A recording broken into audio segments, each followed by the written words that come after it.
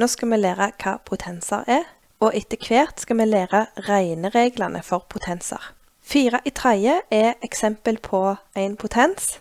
I dette tilfellet så er 4 det som vi kaller for grunntall, og 3 er det som vi kaller for eksponent. Eksponenten forteller oss hvor mange ganger vi multipliserer grunntallet med seg selv.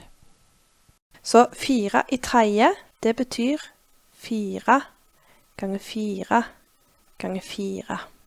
Her har vi et nytt eksempel på en potens. Her er 5 grunntall, mens 2 er eksponent.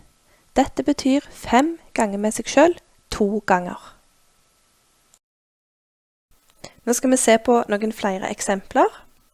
I alle disse eksemplene så har vi minus 2 som grunntall, mens eksponentene er forskjellige. Vi starter med minus 2 i andre, som betyr minus 2 ganger minus 2. Her har vi minus ganger minus, som blir positivt. Her får vi pluss 4. Minus 2 i andre er altså lik 4. Minus 2 i tredje betyr minus 2 ganger minus 2 ganger minus 2. La oss først starte med å regne ut minus 2 ganger minus 2. Minus og minus blir pluss, så det blir altså 4. Og så skal vi gange med minus 2 til slutt. 4 ganger minus 2. Her får vi pluss ganger minus, og det blir altså minus. Så her får vi minus 8.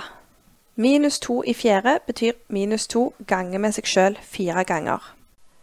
La oss dele dette regnestykket også opp, sånn som dette. Så får vi minus 2 ganger minus 2, som er lik 4.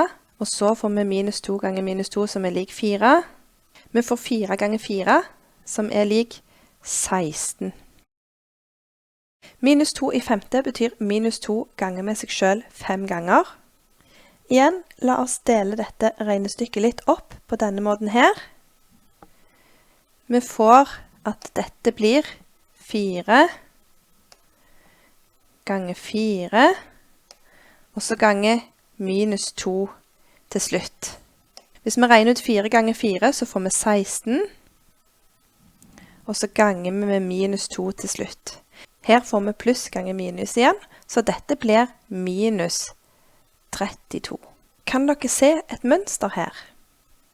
Kan dere se at hvis vi opphøyer et negativt tall i et partall, 2, 4, 6, 8 og så videre, så får vi et positivt tall.